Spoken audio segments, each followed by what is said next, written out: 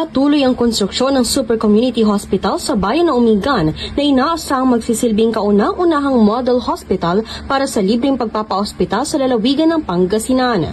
Ayon kay Governor Ramon Gico III, ang proyekto ay nakatayo sa 4 na hektaryang lupain at target na ganap na makumpleto sa pagitan ng Abril at Mayo 2026. Sa pinakahuling ulat noong Hunyo 12, umabot sa 90% ang kabuuang completion ng ospital na inaasahang makapagbibigay ng dekalidad at abot kayang serbisyong pangkalusugan sa mga residente ng lalawigan. It's 90% complete. And then we're just fitting out or ini-install yung mga necessary equipment and facilities.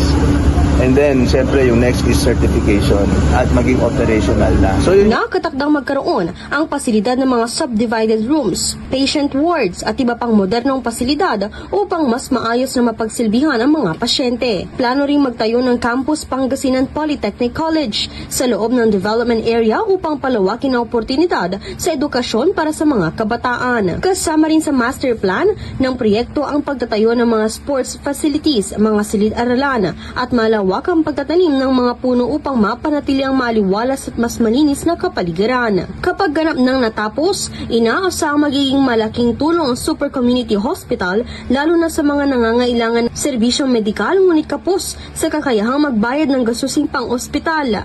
Bilang bahagi ng layunin ng pamahalaang palalawigan na mapalawak ang akses sa libreng serbisyong pangkalusugan para sa mga Pangasinense. Kasama mo mula rito sa IFM Dagupan. Ako po si Idol Kate Dispo Tatak, IFM.